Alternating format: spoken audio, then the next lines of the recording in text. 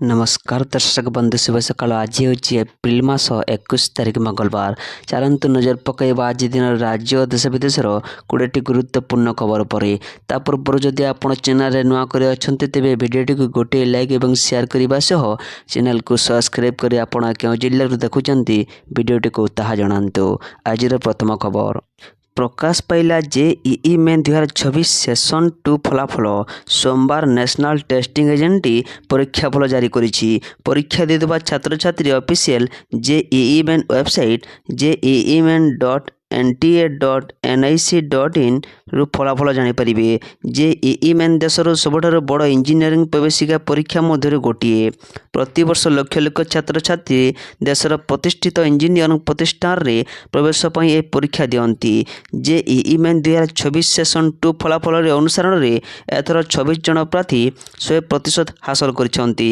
ଏହାର ଅର୍ଥ ହେଉଛି ଜେଇଇ ମେନ୍ 2026 ସେସନ୍ 2ରେ 26 ଜଣ ପ୍ରାର୍ଥୀ ଟପର ହୋଇଛନ୍ତି। ପରବର୍ତ୍ତୀ ଖବର ମହାନଦୀ ବିବାଦ ମେ 2ରେ ପରବର୍ତ୍ତୀ ଶୁଣାଣି।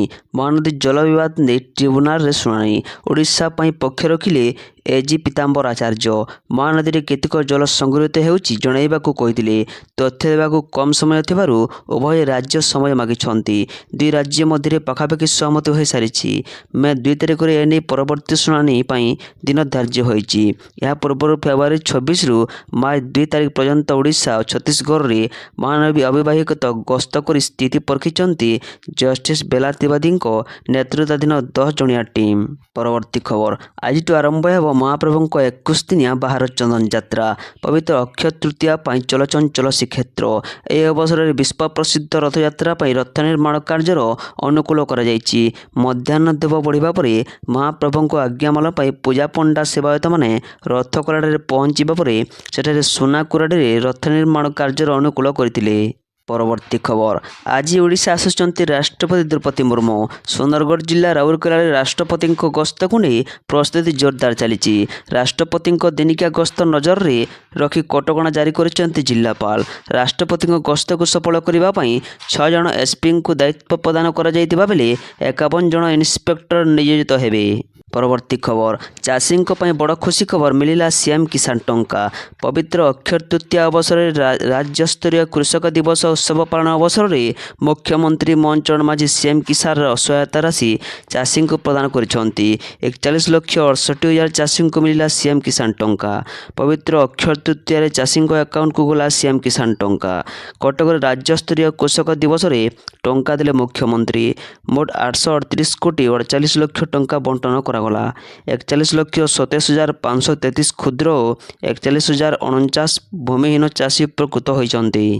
ପରବର୍ତ୍ତୀ ଖବର କଟକସ୍ଥିତ ସିଆର୍ଆର୍ଆଇ କ୍ୟାମ୍ପସ ମଧ୍ୟରେ ଅକ୍ଷିମୁଠି ଅନୁକୂଳ କରିଛନ୍ତି ମୁଖ୍ୟମନ୍ତ୍ରୀ।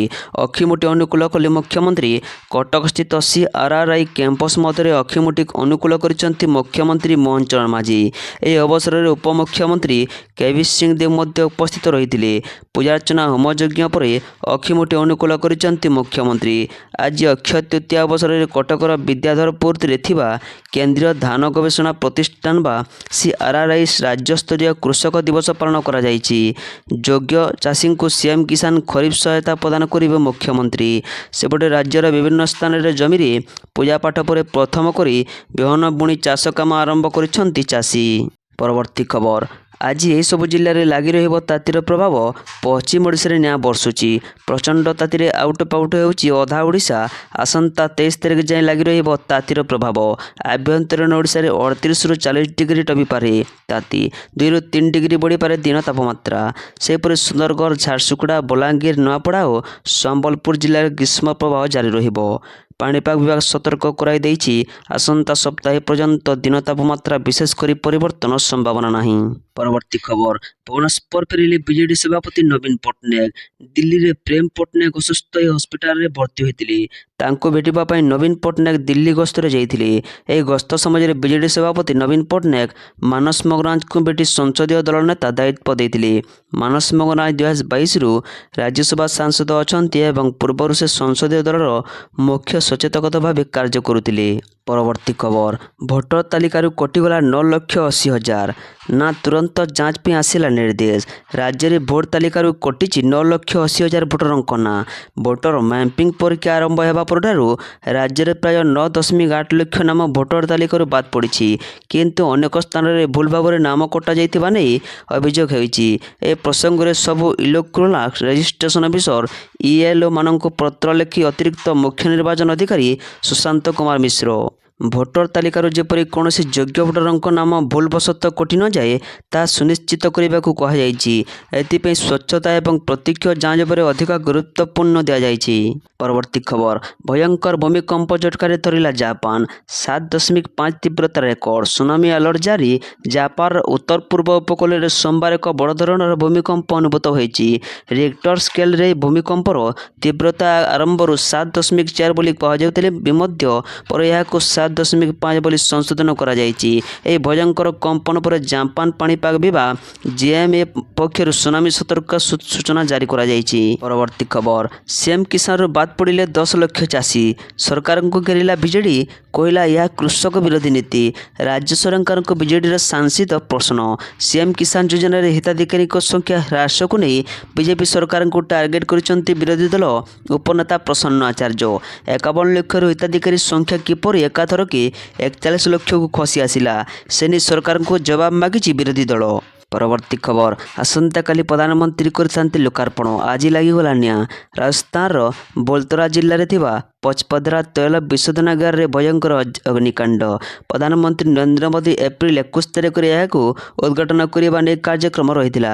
ବର୍ତ୍ତମାନ ପର୍ଯ୍ୟନ୍ତ ଅଗ୍ନିକାଣ୍ଡର କାରଣ ଜଣାପଡ଼ିନାହିଁ। ଘଟଣାସ୍ଥଳରେ ଦମକଳ ଗାଡ଼ି ନିଆଁ ଲିଭାଇବାକୁ ଚେଷ୍ଟା କରୁଛି। ନିଆଁ ଲାଗିବା ପରେ ସୁରକ୍ଷାକର୍ମୀ ଏବଂ କର୍ମଚାରୀଙ୍କୁ ତତ୍କାଳ ସୁରକ୍ଷିତ ସ୍ଥାନକୁ ପଠାଯାଇଛି। ଖବର ମୁତାବକ ତୈଳ ବିଶୋଧନାଗାରରେ ଏକ ପ୍ରତିକ୍ରିୟାକରଣ ୟୁନିଟ୍ରେ ଅଗ୍ନିକାଣ୍ଡ ଘଟିଥିଲା। ଏହି ଘଟଣା ସମଗ୍ର ଅଞ୍ଚଳରେ ଆତଙ୍କ ସୃଷ୍ଟି କରିଥିଲା। ପରବର୍ତ୍ତୀ ଖବର, କଟକରେ ଆସନ୍ତା 3 ଦିନ ପାଇଁ ସ୍କୁଲ ଓ କଲେଜ ଛୁଟି ଘୋଷଣା। ରାଜ୍ୟରେ ପ୍ରବଳ ଗ୍ରୀଷ୍ମ ପ୍ରବାହ ଜାରି ରହିଛି। ଗୁଳୁଗୁଳି ଓ ପ୍ରବଳ ଗ୍ରୀଷ୍ମ ପ୍ରବାହକୁ ଦୃଷ୍ଟିରେ ରଖି କଟକ ଜିଲ୍ଲା ପ୍ରଶାସନ ପକ୍ଷରୁ ସ୍କୁଲ ଓ କଲେଜ ଛୁଟି ଘୋଷଣା କରାଯାଇଛି। ଜିଲ୍ଲାର ସମସ୍ତ ସରକାରୀ ଅନୁଦାନପ୍ରାପ୍ତ ଏବଂ ବେସରକାରୀ ସ୍କୁଲ ଓ କଲେଜଗୁଡ଼ିକ ଆସନ୍ତା 21 ତାରିଖରୁ 23 ତାରିଖ ପର୍ଯ୍ୟନ୍ତ ବନ୍ଦ ରହିବ ବୋଲି ଜିଲ୍ଲାପାଳ ଘୋଷଣା କରିଛନ୍ତି। ପରବର୍ତ୍ତୀ ଖବର, LPGରୁ PNGକୁ ସଂଯୋଗ ହସ୍ତାନ୍ତର କଲେ 39,000ରୁ ଅଧିକ ଗ୍ରାହକ। ପଶ୍ଚିମ ଏସିଆରେ ପରିବର୍ତ୍ତିତ ଭୂ ରାଜନୈତିକ ପରିସ୍ଥିତି ମଧ୍ୟରେ ଭାରତ ସରକାର ସମନ୍ୱିତ ପ୍ରକ୍ରିୟା ପଦକ୍ଷେପ ମାଧ୍ୟମରେ ପ୍ରମୁଖ କ୍ଷେତ୍ରଗୁଡ଼ିକରେ ପ୍ରସ୍ତୁତି ଏବଂ ନିରନ୍ତରତା ସୁନିଶ୍ଚିତ କରିବାରେ ସକ୍ରିୟ ଭାବରେ ନିୟୋଜିତ ଅଛନ୍ତି। ନିମ୍ନଲିଖିତ ଅପଡେଟ୍ ଶକ୍ତି ଯୋଗାଣ, ସାମୁଦ୍ରିକ କାର୍ଯ୍ୟ ଏବଂ ଏହି ଅଞ୍ଚଳରେ ଭାରତୀୟ ନାଗରିକମାନଙ୍କୁ ସମର୍ଥନ ସମ୍ପର୍କରେ ନିଆଯାଇଥିବା ପଦକ୍ଷେପଗୁଡ଼ିକୁ ବର୍ଣ୍ଣନା କରେ। ପରବର୍ତ୍ତୀ ଖବର, ଆଜି ଆମେରିକା ଇରାନ ମଧ୍ୟରେ ହେବ ବର୍ଡର ଡ୍ରିଲ୍। ମଧ୍ୟପ୍ରାଚ୍ୟରେ ଅପରାଜକ ମଧ୍ୟରେ ଆଶ୍ୱସ୍ତିକର ଖବର ସାମ୍ନାକୁ ଆସିଛି। ଇରାନ ଏହାକୁ ଅସ୍ୱୀକାର କରି ଚାଲିଥିବା ବେଳେ ଟ୍ରମ୍ପ ଏକ ଗୁରୁତ୍ୱପୂର୍ଣ୍ଣ ଦାବି କରିଛନ୍ତି।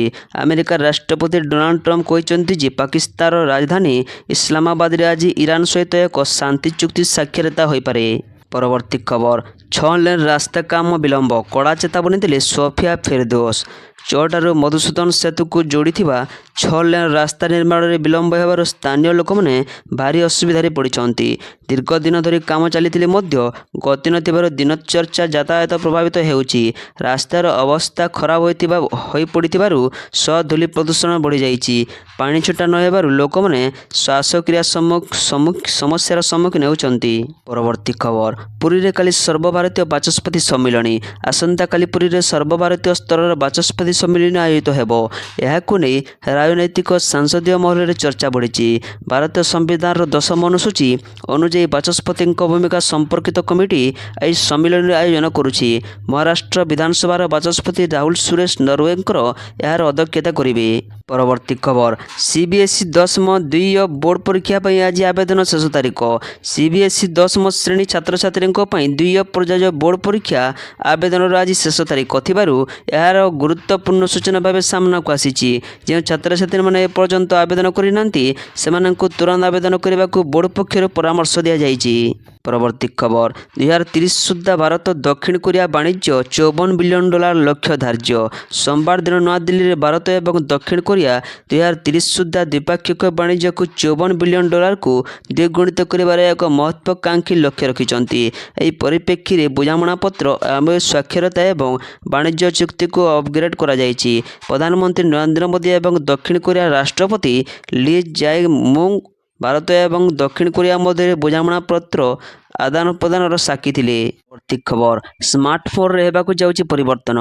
ସାଇଜ୍ ହେବ ଆହୁରି ବଡ଼, ୟୁଜର ନିଜେ ବଦଳାଇ ପାରିବେ ବ୍ୟାଟେରୀ ଶେଷ ହୋଇଯିବାରୁ ଆପଣ ଶୀଘ୍ର ନୂଆ ଫୋନ୍ କିଣିବାର କଷ୍ଟରୁ ମୁକ୍ତି ପାଇପାରିବେ।